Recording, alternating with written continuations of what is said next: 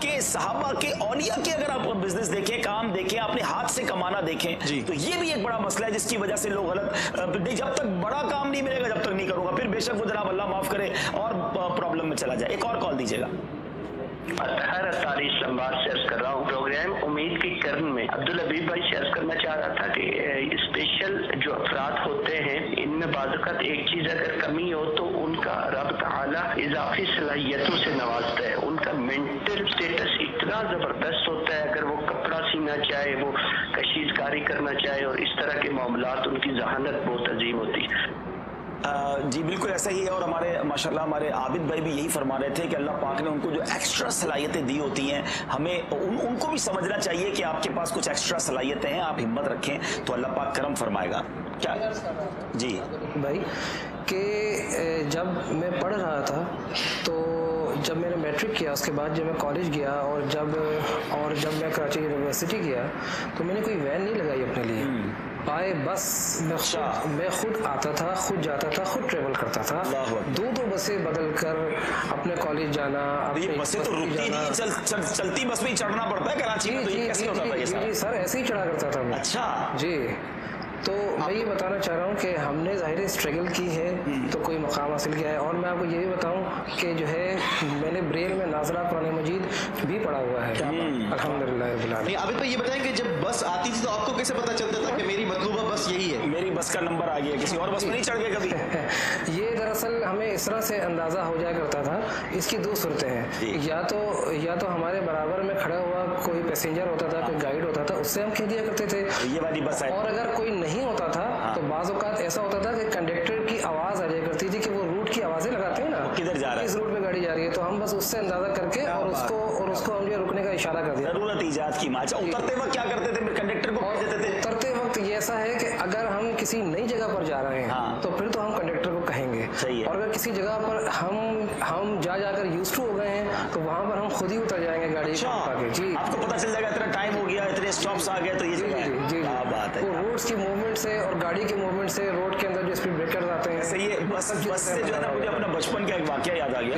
میں جب چھوٹا تھا تو یہ امیر اہل سنت کے بیانات ہوتے تھے کراچی میں، تو گلزار حبیب مسجد میں اعلان ہوتا تھا ہر جمعرات کو کہ اس جمعے کو امیر اہل سنت کا بیان مثال کے طور پر لیاقت آباد میں ہے تو وہاں X10 اور فلاں بس جائے گی، بس کا بھی اعلان ہوتا تھا۔ تو میں اس کو لکھ لیتا تھا کہ اب بیان کہاں ہے اور اس میں بس کون سی جائے گی۔ تو ہم رہتے تھے کلفٹن میں، تو وہاں اتنی بسیں آتی نہیں تھی، تو بس میں بیٹھ کر صدر سے ساری بسیں مل جاتی تھی، تو میں پھر ڈھونڈتا تھا بھائی وہ کون سا نمبر ہے، اس نمبر پہ اچھا مجھے کبھی گیا نہیں ہوتا تھا اورنگی لیاقت آباد، تو میں پھر کنڈکٹر سے کہتا تھا دیکھو یار یہ بس آ جائے نا، یہ نمبر آ جائے کب آ جائے تو مجھے بتا دینا۔ ہم تو آنکھ والے تھے، پھر بھی کنڈکٹر کی ضرورت پڑتی تھی۔ یہ ماشاءاللہ دیکھیں یہ اب دیکھیں ایکسٹرا صلاحیت ہے۔ بالکل بالکل۔ اب اس موقع پر میں یہ کہنا چاہوں گا کہ کوئی بھی انسان جو ہے نا وہ مکمل نہیں ہوتا، بالکل ایسا ہے نا، اس میں کبھی نہ کبھی اور کہیں نہ کہیں کوئی نہ کوئی اس میں کمی پائی جاتی ہے، اور اس کو مدد لینی چاہیے، سیکھنا چاہیے، بالکل آگے بڑھنا چاہیے۔ بہت سارے لوگ اس چیز کا بہانہ بناتے ہیں کہ بھائی میرے پاس سواری نہیں ہے، یا یار میرے لیے مشکل ہو جائے گا، یہ ہے، تو ہمیں اس سے بھی یہ سیکھنے کو ملتا ہے کہ ہمیں جو ہے وہ کسی چیز پر اپنی یوں کہا جائے کہ اس کو پرابلم کو حاوی نہیں کر لینا چاہیے۔ اصل میں ہم اپنے پروگرام کو کنکلوڈ اس بات پر کرتے ہیں، کالز تو سنا بہت ساری ہیں، ایک چیز ذہن میں رکھیے ناظرین، جس کو کرنا ہونا اس کے لیے راستے بہت، اور جس کو کام کرنا نہیں اس کے لیے بہانے بہت۔ اب آپ زندگی میں پہلے یہ طے کر لیں آگے بڑھنا ہے یا ہمت ہار کر گھر پہ بیٹھنا ہے۔ میں تو سمجھتا ہوں ہم سب کو، خاص طور پہ اگر عمر میں ہم بڑے ہیں، بڑے بھائی ہیں، والد ہیں، تو ہمیں تو پوری فیملی کے لیے موٹیویشن بننا چاہیے، بلکہ اللہ پاک ہمیں ایسا بنا دے کہ ہم سے جو ملے اس کی بھی ہمت بڑھ جائے۔ دوسروں کی ہمت بڑھانے والے کو اللہ پاک خوب نوازتا ہے، اور ایسے بن جائیں کہ موٹیویشن آپ سے لوگوں کو ملے۔ بدقسمتی سے کچھ لوگ ایسے ہیں جن سے ملے تو وہ دوسروں کی موٹیویشن بھی ختم کر دیتے ہیں، نہیں جناب کچھ نہیں ہو سکتا، سب برباد ہو گیا ہے، کیا کرو گے، معاشرہ ہی ایسا ہو گیا ہے، آگے بڑھ ہی نہیں سکتا کوئی، دیکھ وہ زمانہ ہی نہیں رہا، بندہ ان کے پاس سے اٹھ کے آیا تو کہتا چلو پھر فاتحہ پڑھتے ہیں، کب ہمارا بھی جنازہ اٹھنے والا ہے۔ تو ایسا نہ کریں بھائی، ہمت میں رہیں اور زندگی جتنی ہے اس کو اچھے انداز سے جئیں، عبادتوں کے ساتھ گزاریں۔ ماشاءاللہ دعوت اسلامی کے ماحول میں آپ کو ایسی بہت ساری داستانیں ملیں گی کہ جہاں ماشاءاللہ لوگوں نے ہمت نہیں آ رہی۔ میں کہتا ہوں ہم اس پورے سلسلے کو اگر دیکھیں تو ایک ایسی ہستی جس کی زندگی کو اگر پڑھیں, میں تو آئی وٹنس ہوں نا, ابھی بھی کئی لوگ ایسے ہیں جنہوں نے امیر اہل سنت کا وہ دور دیکھا ہے. میری مراد امیر اہل سنت ہیں. غربت بھی انتہا کی, بچپن میں ان کے والدین دنیا سے چلے گئے, اب بڑے بھائی کا انتقال ہو گیا. سپورٹ کیا تھا, مگر صرف اپنی فیملی کو نہیں چلایا, میں کہتا ہوں سارے زمانے کو اپنے پیچھے چلا دیا. کیا کچھ کر دکھایا ان 40 سالوں میں امیر اہل سنت نے. اس سے بڑی کیا موٹیویشن ہوگی. آج بھی ملیں, 72 ایئرز کی ایج ہے, اپنی کوئی تکلیف ڈسکس کریں, ایسے جملے ملتے ہیں, ایسی دعائیں ملتی ہیں, بندہ سارے غم بھول جاتا ہے. تو اللہ تبارک و تعالیٰ نے اس دور میں ہمیں ایک ہستی دی ہے. اس مرد کلندر نے اکیلے ایسا کام کر دکھایا کہ آج دنیا کا کون سا کونا ہے جہاں دعوت اسلامی نہیں ہے. لوگوں کی مثال دی جاتی ہے کہ جناب ایک غریب آدمی تھا اور اس نے اپنی کمپنی بنائی اور اتنے کروڑوں کا بزنس کر لیا. اگر بزنس پوائنٹ آف ویو سے بات کی جائے تو اربوں روپے کی کمپنی دعوت اسلامی اس وقت بن چکی ہے, جس کے نہ جانے دنیا کے کتنے ملکوں میں برانچز ہیں. ہر سال 600 کے قریب مساجد بن رہی ہیں, ہزاروں مدارس کا اضافہ ہوتا چلا جا رہا ہے. یہ کام کیسے ہو گیا؟ ایک شخص تھا جس نے غربت کے عالم میں آنکھ کھولی, لیکن اس نے وہ کر دکھایا جو کوئی شاید سوچ بھی نہیں سکتا تھا. تو اس سے سیکھنے کو یہ ملتا ہے کہ ہمیں ہمت نہیں ہارنی ہے. دنیا میں جہاں کہیں مجھے دیکھ رہے ہیں, سلسلے کا وقت ضرور ختم ہو گیا ہے, پیغام یاد رکھیے گا, اللہ کی رحمت سے ہمیشہ امید رکھیے گا, رب سے مدد مانگتے رہیے گا.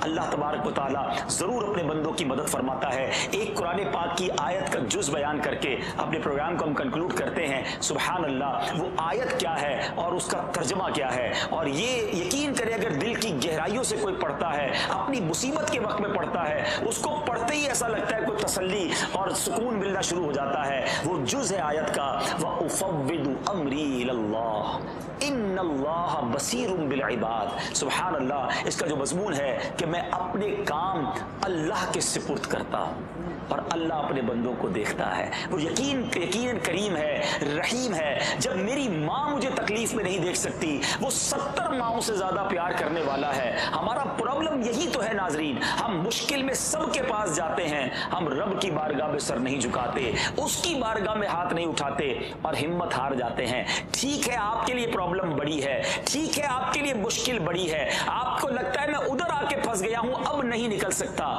ایک سوال ہے میرا آپ سے, یہ مشکل کیا اللہ کے لیے بھی بڑی ہے؟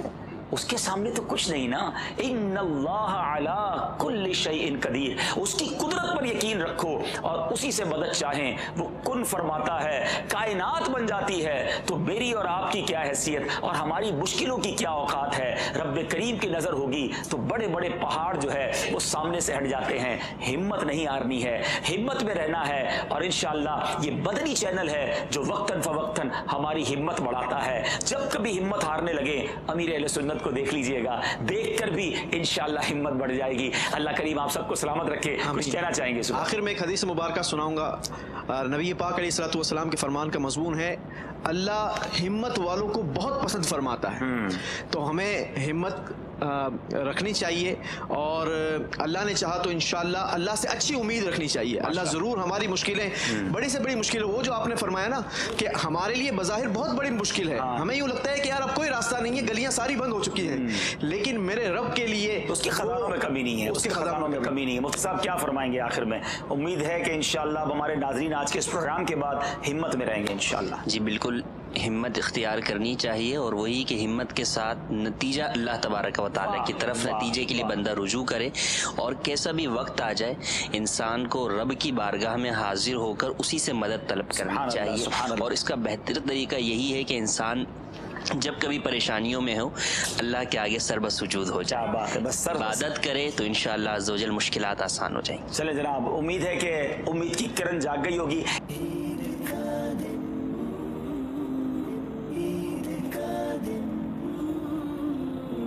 رحمتوں کا جاری ہے یا رب تیرا یہ سلسلہ, عید کا دن تیری رحمت سے ہمیں پھر سے ملا. عید کا دن مدنی قاعدہ پڑھنے والے عاشقان رسول کے لیے خوشخبری. جی ہاں، اب آن لائن مدنی قاعدہ پڑھنا ہوا آسان. اب مدنی قاعدہ موبائل ایپلیکیشن میں قاری صاحب سے آن لائن قرآن پاک سیکھنے کا آپشن بھی شامل کر دیا گیا ہے، اور اس کے ساتھ ساتھ نماز کے اذکار سیکھنے کے لیے سبق نمبر 22 کا اضافہ بھی کر دیا گیا ہے. صارفین سے مدنی التجا ہے کہ مدنی قاعدہ ایپلیکیشن کو اپ ڈیٹ کر لیں.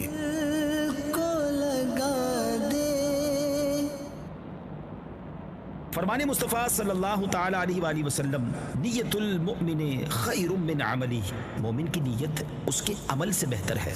اللہ کی رضا پانے اور ثواب کمانے کی غرض